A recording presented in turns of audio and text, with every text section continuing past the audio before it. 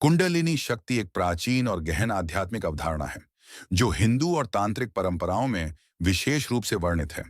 यह शक्ति को एक सुप्त ऊर्जा के रूप में वर्णित किया जाता है जो मानव शरीर के निचले हिस्से में स्थित होती है, आमतौर पर रीढ़ की हड्डी के आधार पर। कुंडलिनी शक्ति की उत्पत्ति और इतिहास। कुंडलिनी शक्ति की अवधारणा प्राचीन भारत में उत्पन्न हुई थी, जहां यह हिंदू और तांत्रिक परंपराओं में विशेष रूप से वर्णित थी।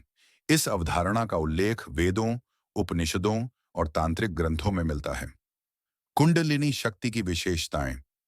कुंडलिनी शक्ति की कई विशेषताएं हैं, जिनमें से कुछ प्रमुख विशेषताएं निम्नलिखित हैं।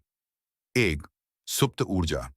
कुंडलिनी शक्ति को एक सुप्त ऊर्जा के रूप में वर्णित किया जाता है जो मानव शरीर में स्थित होती है लेकिन आमतौर पर निष्क्रिय रहती है।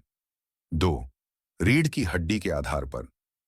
कुंडलिनी शक्ति को रीढ़ की हड्डी के आधार पर स्थित माना जाता है, जहां यह एक सर्पिल आकार में लिपटी हुई होती है। थ्री, ऊर्जा का प्रवाह। जब कुंडलिनी शक्ति जागृत होती है तो यह ऊर्जा का एक प्रवाह शुरू करती है जो रीढ़ की हड्डी के माध्यम से ऊपर की ओर बढ़ता है। चार, चक्रों का उद्घाटन।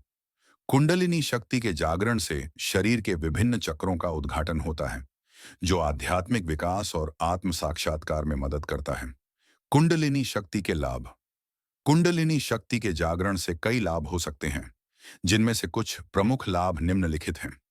एक, आध्यात्मिक विकास। कुंडलिनी शक्ति का जागरण आध्यात्मिक विकास और आत्म साक्षात्कार में मदद कर सकता है। दो, ऊर्जा वृद्धि। कुंडलिनी शक्ति का जागरण ऊर्जा का एक प्रवाह शुरू कर सकता है जो व्यक्ति को अधिक सक्रिय और जागरूक बना सकता है। तीन, मानसिक शांति। कुंडलिनी शक्ति का जागरण मानसिक शांति और स्थिरता प्रदान कर सकता है। चार, शारीरिक स्वास्थ्य। कुंडलिनी शक्ति का जागरण शारीरिक स्वास्थ्य में सुधार कर सकता है। कुंडलिनी शक्ति को जागृत करने के तरीके। कुंडलिनी शक्ति को जागृत करने के कई तरीके हैं, जिनमें से कुछ प्रमुख तरीके निम्नलिखित हैं। एक, योग और ध्यान। योग और ध्यान के माध्यम से कुंडलिनी शक्ति को जागृत किया जा सकता है। दो, प्राणायाम। प्राणायाम के माध्यम से भी कुंडलिनी शक्ति को जागृत किया जा सकता है। थ्री, मंत्र और जाप। मंत्र और जाप के माध्यम से भी कुंडलिनी शक्ति को जागृत किया जा सकता है। फोर, तांत्रिक अभ्यास।